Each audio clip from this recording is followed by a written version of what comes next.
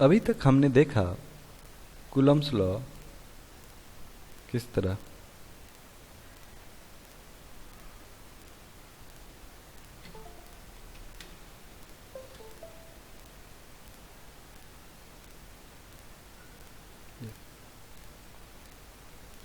अभी तक हमने देखा कि कूलम्स लॉ किस तरह हमें फोर्स कैलकुलेट करने में मदद करता है।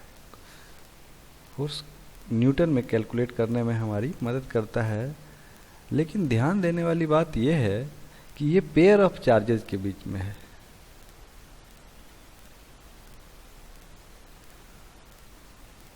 कूलम्स लॉ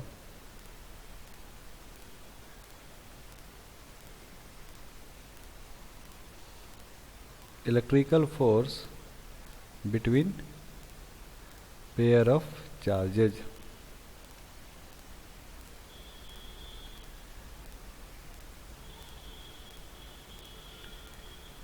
सही है, हमने निकाला भी था। F equal to 9 into 10⁻⁹ Q1 Q2 divided by R²। हमने निकाला भी था। अगर इसे हम जैसे मान लीजिए ये चार्ज Q1 है और एक चार्ज Q2 है और इनके बीच हमें फोर्स कैलकुलेट करना है, तो हमने कैलकुलेट किया। थोड़ा बढ़िया से बना लेते हैं।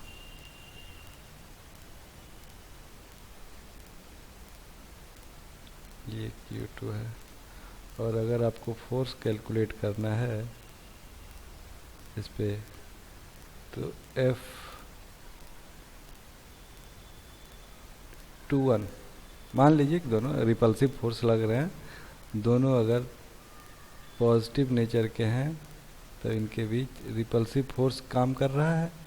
तत्काल के लिए हमने मान रखा है और ये डिस्टेंस r है। अगर आप वेक्टर फॉर्म में लिखना चाहेंगे, F21 is equal to 9 into 10⁻⁹ Q1 Q2 with sign divided by R² into R21। हाँ, ये साइन के साथ हमने ऐसा देखा था। लेकिन कुल मिला के बातें ये हैं कि ये पेयर ऑफ चार्जेस के बीच है। दो चार्ज रहें तब हम कूलम्स लॉ का इस्तेमाल कर सकते हैं। लेकिन जब बहुत सारे चार्जेस रहेंगे तो क्या करना है हमें?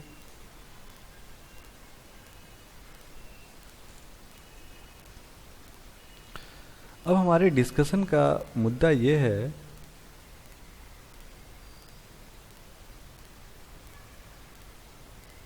Force on a charge in a multiple charge system।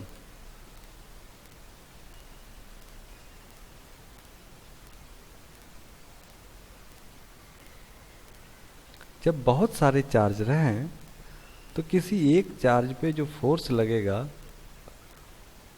उसके बारे में हमें क्या करना है। तो बड़ा ऑब्वियस है,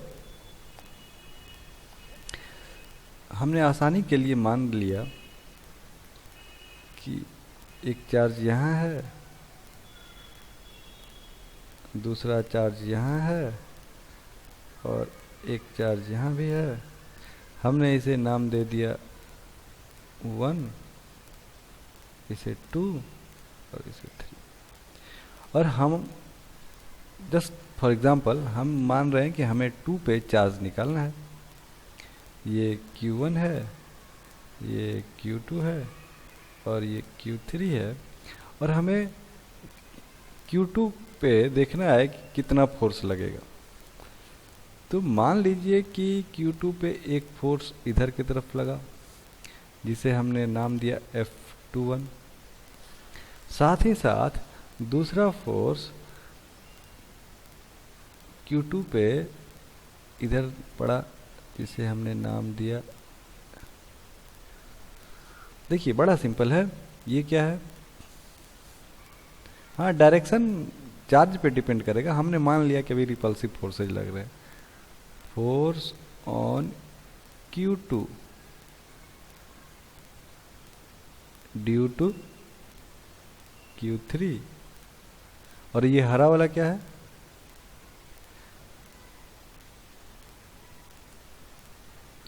force on Q2 due to Q1। तो हमने दोनों चार्जेस के बारे में जो अलग अलग फोर्स आए हैं उसे दिखाएंगे, और फिर इनका, चूंकि फोर्स एक वेक्टर क्वांटिटी है, तब हम इनका रिजल्टेंट निकाल लेंगे। एक पॉइंट नोट करने वाली बात क्या है? Force is a vector quantity. और यहाँ फोर्स कहने का मतलब क्या है? Electrical force Fe। Fe भी अपना एक वेक्टर क्वांटिटी है, और जिसके चलते हम, अगर हम नेट फोर्स ऑन 2 की बात करें, net force on Q2 will be F vector sum of F21 plus F23। और अगर और चार्जेस हैं तो सारा का जोड़ देंगे, है ना?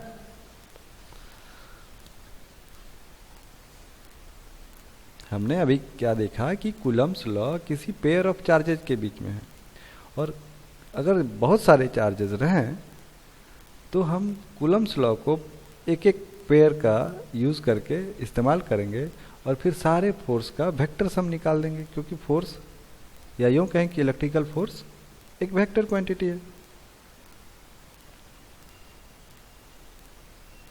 सही बात है।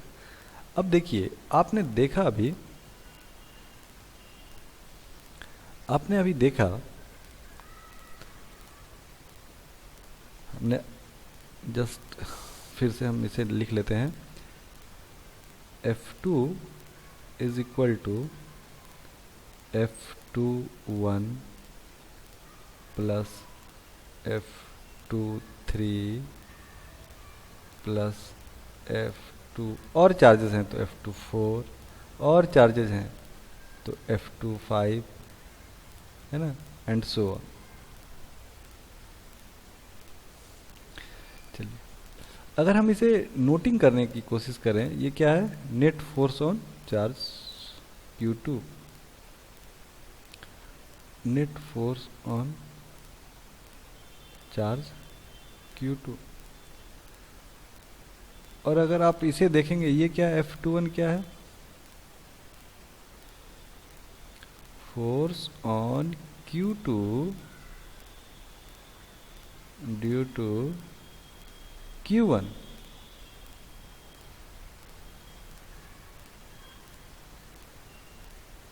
इन एब्सेंस ऑफ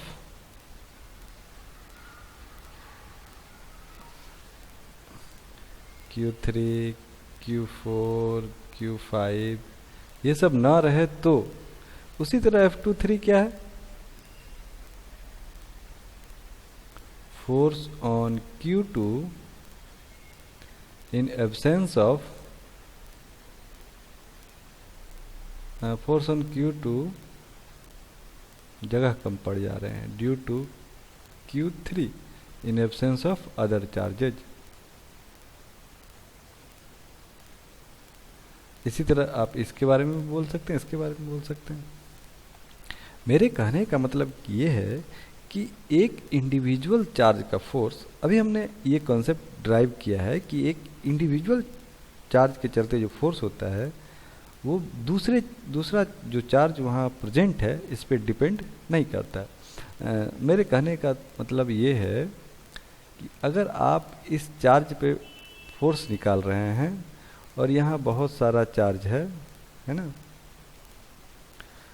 मान लीजिए इसे Q1, चलिए Q1, Q2, Q3, Q4, और हम इस चार्ज के ऊपर फोर्स निकाल रहे हैं, ठीक है, नेट फोर्स निकाल रहे हैं।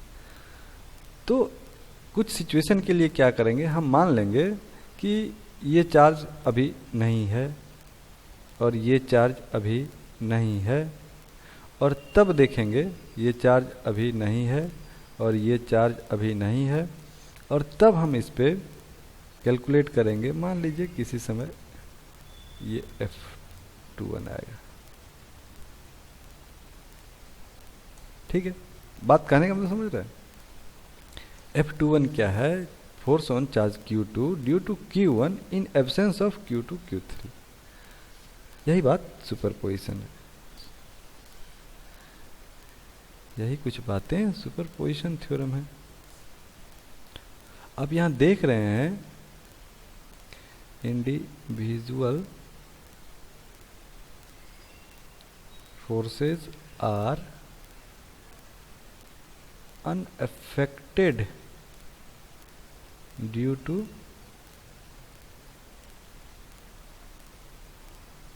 presence of other charges।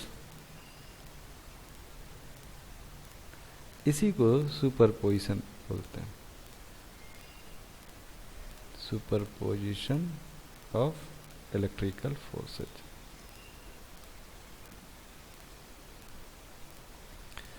हमने जिस चार्ज पे हमें नेट निकालना है, उस चार्ज पे एक एक चार्ज के चलते फोर्स, बाकी को लेंगे, एक एक चार्ज के चलते फोर्स कैलकुलेट करेंगे, और ये मान के चलेंगे कि अगल बगल उस दोनों चार्ज के अलावा और कोई सा भी चार्ज नहीं है, और फिर सारे को एक जगह कर देंगे और वेक्टर सम निकाल लेंगे। यही सुपरपोजिशन है ना। चलिए बढ़ते हैं आगे। ये कुछ पॉइंट है, इसे आप नोट कर लेंगे। Electrical forces between two point charges is independent of presence और एब्सेंस ऑफ अदर चार्जेस। अभी हमने देखा force on a charge particle is due to number of point charges is the resultant of the forces due to individual point charges, और इसी को हम superposition of electrical force बोलते हैं। इस बात को समझने के लिए हम एक एग्जाम्पल करते हैं। ठीक है, बड़ा सिंपल सा एग्जाम्पल है, ये बुक का है, हमारे रेफरेंस बुक का एग्जाम्पल है। कह रहा है कि तीन चार्जेज हैं, Q1, Q2 और Q3। आप यहां देख रहे होंगे Q1 कितना है, 5 माइक्रो कूलम्ब। Q2 कितना है, -2 माइक्रो कूलम्ब। और Q3 कितना है,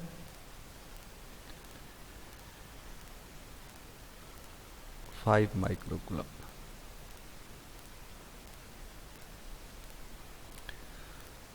और हमें निकालना है, साथ ही साथ ये डिस्टेंस दिया हुआ है 0.1 मीटर, और हमें कैलकुलेट करना है इस चार्ज पे लगने वाला नेट फोर्स। तो हमें क्या कैलकुलेट करना है, F3 कैलकुलेट करना है ना।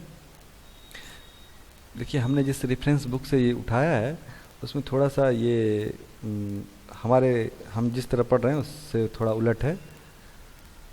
ये असल में F32 है, F32, इसे आप पढ़ेंगे F31। हम इसे ठीक से लिख भी दे रहे हैं। ये क्या है, F32, और ये क्या है, F31। ठीक है, इसे हम इस तरह पढ़ेंगे। ठीक है ना, ठीक। चलिए तो बातें आगे बढ़ाते हैं। बातें आगे बढ़ाते हैं और देखते हैं कि किस तरह हम फोर्स निकाल पाते हैं। तो हमारे थ्योरी के अनुसार अगर आप इस पे फोर्स निकालना चाह रहे हैं तो पहले एक के चलते निकालिए, फिर दूसरे के चलते निकालिए, और फिर उनका वेक्टर सम कर दीजिए। अगर आप Q1 के चलते देखेंगे तो ये फोर्स रिपल्सिव होगा, जिसे हमने डायरेक्शन दे रखा है। इसी लाइन में होगा ना, अभी हमने पढ़ा भी था कूलम्ब्स लॉ के फर्स्ट लेसन में। साथ ही साथ Q1 और Q2 एक पॉजिटिव है एक नेगेटिव है, तो इनके बीच अट्रैक्शन होगा, और Q3 पे लगने वाला फोर्स कुछ इस डायरेक्शन में होगा, जिसे हमने एरो से दिखाया है। इसे हमने F23 नाम दे दिया, इसे F13 नाम दे दिया। चलिए तो अगर आप F23 कैलकुलेट करना चाहेंगे, actually F3 will be F32 plus F31, that's it.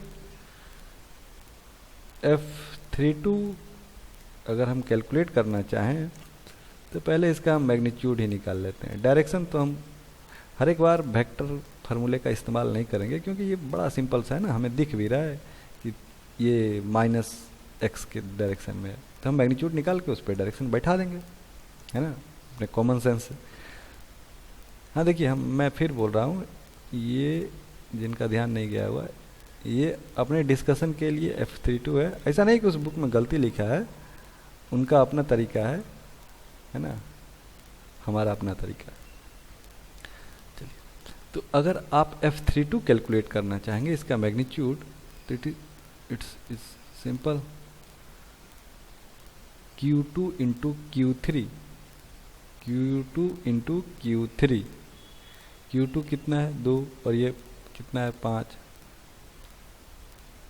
2 into 10 की पावर 6, सारा SI में लिखना है, 5 इंटू 10 की power -6 divided by R square. यहाँ R क्या है, A क्या है 0.1 मीटर स्क्वायर। इसे आप कैलकुलेट करेंगे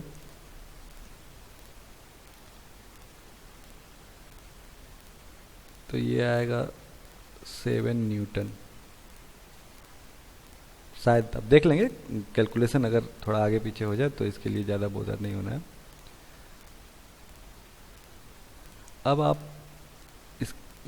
इसे आप वेक्टर फॉर्म में लिखना चाहेंगे, F32 विल बी 7 माइनस आई, है ना, ये x के उल्टी डायरेक्शन में है ना, इस तरफ -i। चलिए, हमने इसे 1 नाम दे दिया। इसी तरह F31, सबसे पहले इसका मैग्नीट्यूड हम निकाल लेते हैं, 9 into 10 to the power 9, 5 into 10 to the power -6, दोनों चार्ज सेम है इसलिए हमने ऐसा किया। अच्छा,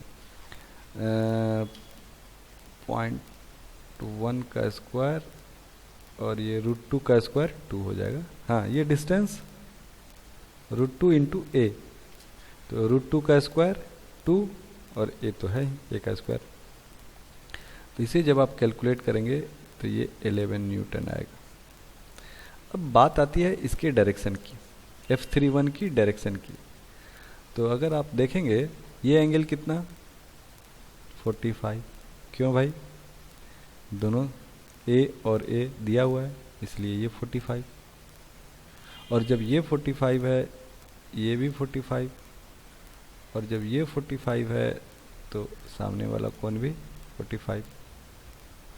तो इस प्रकार ये इस फोर्स की अगर हम, ये टोटल कितना है 11 न्यूटन है, और ये कितना हो जाएगा 11 बाई √2 इधर।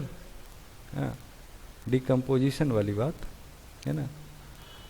एक मिनट थोड़ा बढ़िया से कर लेते हैं। अगर आप इसे देखेंगे तो 11 बाई √2, और फिर इसे देखेंगे तो 11 बाई √2, है ना। तो अगर आप F31 को वेक्टर के फॉर्म में लिखना चाहेंगे, 1 by √2 11i plus 11j, simple सा बात है। या इसे आप इस तरह भी लिख सकते हैं, हाँ, ये इतना करने का कोई तुक ही नहीं, i प्लस j, ठीक, ये इक्वेशन 2 हो गया। और बड़ा सिंपल है, आपको दोनों जोड़ देना है। हमारे पास जो F3 निकलेगा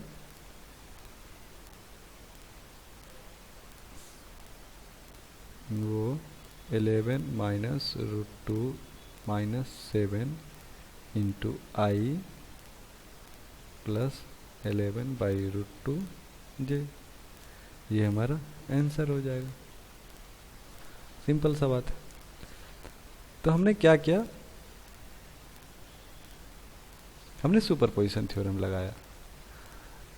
इस पे लगने वाले फोर्स के बारे में अगर हमें Q3 के बारे में सोचना है, अगर हमें Q3 पर लगने वाले फोर्स के बारे में सोचना है, तो हमें पहले दोनों चार्ज और जो दो चार्ज हैं उनके द्वारा लगने वाले फोर्स के बारे में कैलकुलेशन करना होगा। और हमने कैलकुलेट किया।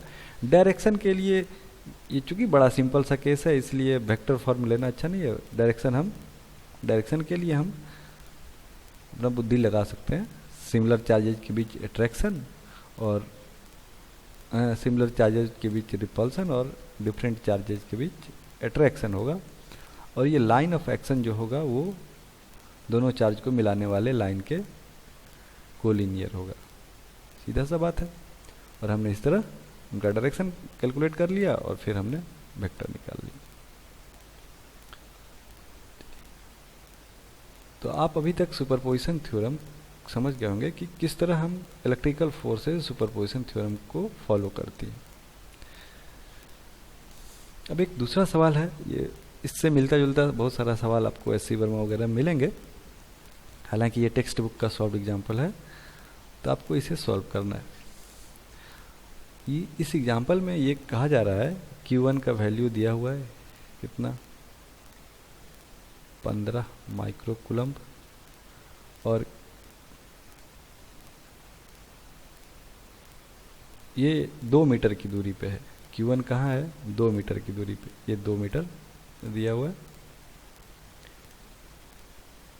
Q2 कितना है, दोनों पॉजिटिव चार्ज हैं, ठीक है, यहाँ लिखा हुआ है, ये भी पॉजिटिव है और Q2 भी पॉजिटिव है। ये 6 माइक्रोकूलम्ब है, ये ओरिजिन पे है। और एक चार्ज आपके पास Q3 है जो कि निगेटिव है। आपको एक पोजीशन निकालना है, इसका पोजीशन निकालना है ताकि इस पे लगने वाला फोर्स 0 हो जाए। देखिए, अगर आपके पास कोई निगेटिव चार्ज है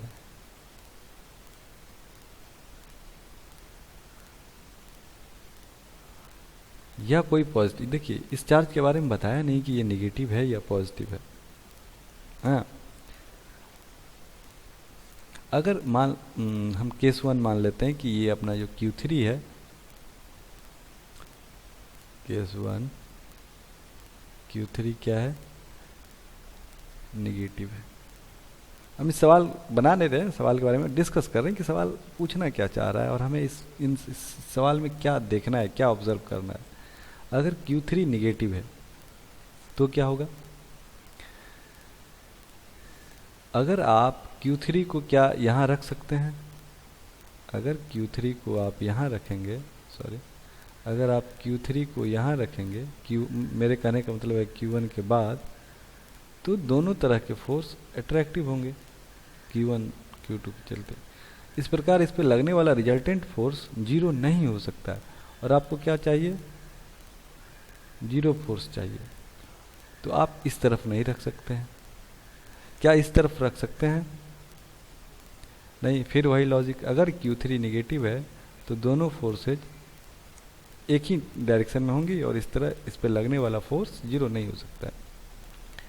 क्या Q3 यहाँ हो सकता है, इसके बीच कहीं हो सकता है। क्यों, क्योंकि एक तरफ ये अट्रैक्ट करेगा Q2 और दूसरे तरफ Q1, और जब दोनों अट्रैक्शन फोर्स का वैल्यू मैग्नीट्यूड सेम हो जाएगा तो ये 0, इस पे लगने वाला नेट फोर्स 0 हो जाएगा।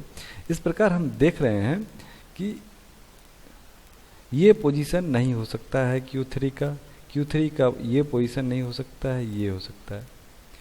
ये पोजीशन क्या है, x इज ग्रेटर देन 2, ये क्या है, x इज लेस देन 0, और x लाइज बिटवीन 0 to 2। बात समझ रहे हैं। चलिए अब दूसरा एक केस लीजिए।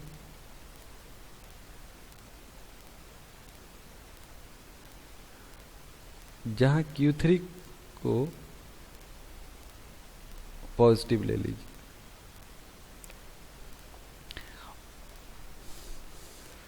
ठीक है। हमने बना Q2 Q1, है ना।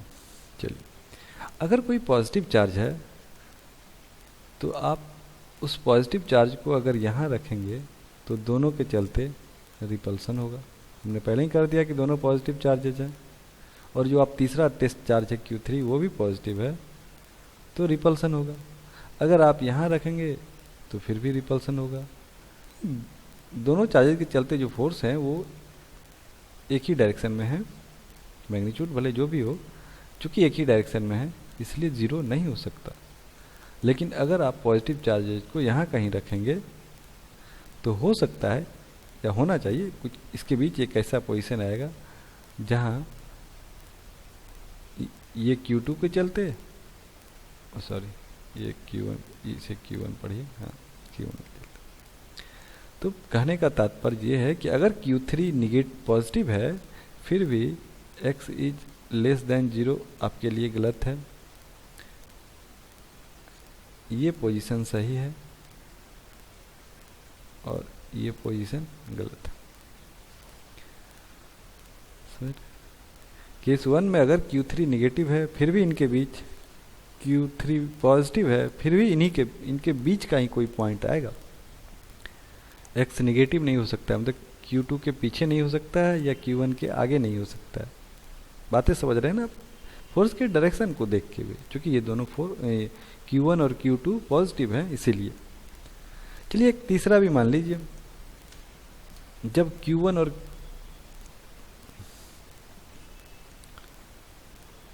इस तरह के बहुत सारे सवाल SC वर्मा में हैं, और अभी हम सवाल का कोई सॉल्यूशन नहीं ढूंढ रहे हैं, अभी जस्ट हम केस देख रहे हैं। ये Q2 क्या है, मान लीजिए ये पॉजिटिव है, सॉरी अभी इस केस में हम दोनों को नेगेटिव मान लेते हैं, ठीक है ना। ये नेगेटिव है और ये Q1 है, ये भी नेगेटिव है, और आपके पास जो चार्ज है Q3, अगर आपने उसे यहाँ रखा है, हाँ Q1 Q2 नेगेटिव और Q3 पॉजिटिव, चलिए ये पॉजिटिव चार्ज है। तो अगर आपने इसे यहाँ रखा है तो इधर से भी अट्रैक्शन होगा, इधर से भी अट्रैक्शन होगा। अगर आपने इसे यहाँ रखा है तो इधर से भी अट्रैक्शन होगा और इधर से भी अट्रैक्शन होगा। अगर आपने इसे यहाँ रखा है तो दोनों तरफ से अट्रैक्शन होगा। तो कहाँ जीरो हो सकता है, इस पोजीशन पे जीरो हो सकता है। इस तरह बहुत सारे केसेज हैं जिसे आप देख के समझ सकते हैं। मैं इसी में सुधार कर रहा हूँ, यहाँ लिख दे रहा हूँ। चलिए मान लेते हैं ये क्या है, पॉजिटिव है। हम अगला केस कर रहे हैं, है ना, ये चौथा केस है। एक पॉजिटिव है और एक नेगेटिव है। तो अगर आप यहाँ देखेंगे,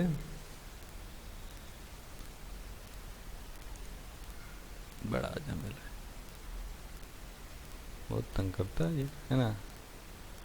चलिए, और हमारा Q3 क्या है, पॉजिटिव है। तो पॉजिटिव है तो इसके चलते रिपल्सन और इसके चलते अट्रैक्शन। अगर ये Q3 पॉजिटिव है तो इसके चलते अट्रैक्शन, इसके चलते रिपल्सन। अगर Q3 पॉजिटिव है तो इसके चलते रिपल्सन और इसके चलते अट्रैक्शन।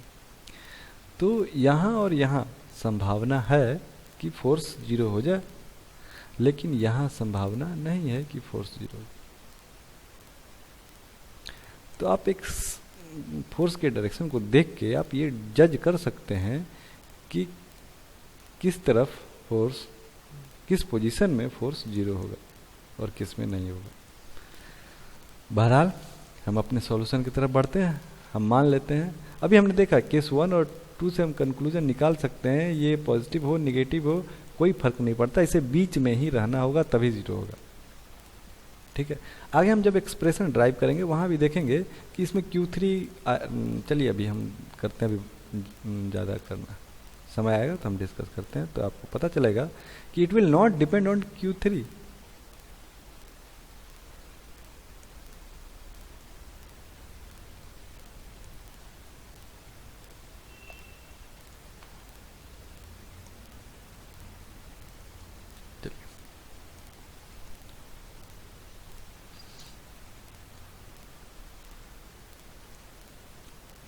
F32 यहाँ भी हमारे एजम्पशन से उल्टा ये मानता है, कोई बात नहीं, हम इसे 32 कहेंगे। F32 इज इक्वल टू,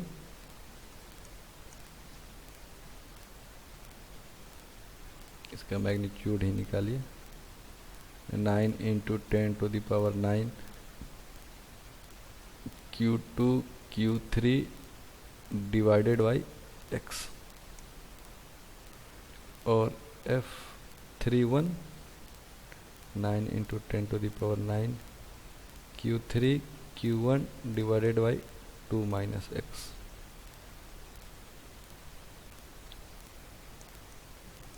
और चूंकि दोनों फोर्सेस बराबर हैं इसलिए इनका मैग्नीट्यूड सेम होना चाहिए। और जब 1 = 2 कीजिएगा तो आपको क्या मिलेगा, Q2 Q3 divided by x is equal to Q3 Q1 divided by 2 minus x। सही लिखा हमने। और ये Q3 चल गया हवा, क्योंकि ये जीरो चार्जेस नहीं है, Q3 इज नॉट ज़ीरो,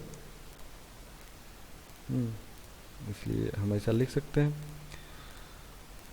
तो सॉरी वही हमें लग रहा था कि कहीं कुछ गड़बड़ है, दया। तो हमने देखा 4 + x² minus 4x into Q2 is equal to Q1 into x²।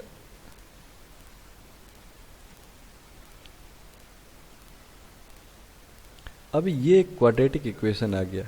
अगर आप इसे बढ़िया से सजाना चाहें तो क्या कर सकते हैं,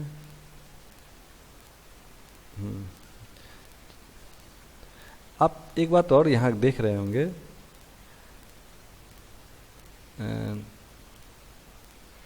no any term contains Q3। वाह भाई, मतलब अगर आप x निकालेंगे तो x निकालने के लिए आपको Q3 का कोई ज़रूरी नहीं है। हमने कहा भी it is independent from Q3। Either ये पॉजिटिव हो, नेगेटिव हो, 2 कूलम हो, 4 कूलम हो, 10 कूलम हो, कोई फ़र्क नहीं पड़ता। हमें Q1 और Q2 पता है और दोनों का नेचर पॉजिटिव है, तो कुछ इस तरह का एक्सप्रेशन आएगा और वो हर एक Q3 के लिए सही रहेगा। वो Q3 2 कूलम हो या -2 कूलम हो, 4 कूलम हो या -4 कूलम हो, Q3 पे डिपेंड करेगा ही नहीं। ठीक है ना, मतलब पोजीशन आपको पता रहना चाहिए। तो यहाँ से आप x निकाल लेंगे, x का 2 वैल्यू आएगा। अब Q1 Q2 दिया हुआ है आपको, ठीक है ना, ये आपके लिए होमवर्क है। x का 2 वैल्यू आएगा, एक पॉजिटिव आएगा और एक नेगेटिव आएगा। नेगेटिव को एक्सक्लूड कर देंगे, क्यों? अभी हमने बताया कि हम ये कॉमन सेंस से देख सकते हैं कि अगर कोई अगर कोई चार्ज इस पोजीशन पर है, मतलब x जिसके लिए नेगेटिव हो, x नेगेटिव हो, तो किसी भी सूरत में यहाँ रिजल्टेंट फोर्स 0 नहीं हो सकता है। तो ये पोजीशन x नेगेटिव हमारे लिए एक्सक्लूडेबल है। तो x पॉजिटिव जो आएगा वो हमारा आंसर होगा। तो इस तरह के बहुत सारे सवाल आपको मिलेंगे जहां आपको एक पोजीशन डिसाइड करना होगा जहां की रिजल्टेंट फोर्स 0 है। इसी बारे में बहुत सारे 5-6 सवाल दिए हुए हैं, आप उन्हें बढ़िया से गौर से बनाएंगे, देखेंगे तो आपको ये और क्लियर हो जाएगा। कंसेप्ट यही है कि आपको कूलम्स लॉ लगाना है, सुपरपोजिशन थ्योरम भी लगाना है। डायरेक्शन आपको कुछ इस तरह के सवाल रहते हैं कि आप आसानी से उसे ड्रॉ कर सकते हैं, तो वेक्टर फॉर्म में ना ही यूज़ करें तो बढ़िया है, आप देख के निकाल सकते हैं। और किस तरह चार्जेस पे डिपेंड करेंगे कि उनका पोजीशन क्या हो ताकि कोऑर्डिनेट 0 हो जाए। हमारे इस सवाल में हमारा जो आंसर आएगा, जो x का वैल्यू आएगा, वो 0 से 2 के बीच रहेगा और ये हर एक Q3 के लिए सही है। ये Q3 से इंडिपेंडेंट है, आइदर ये पॉजिटिव हो, निगेटिव हो, या 2 कूलम हो या 4 कूलम हो, कोई फर्क नहीं पड़ता। हमारा जो आंसर आएगा वो हर एक तरह के चार्ज के लिए वैलिड रहेगा अगर Q1 और Q2 यही है तो। थैंक यू, आज की क्लास में इतना ही। मिलते हैं अगले क्लास में।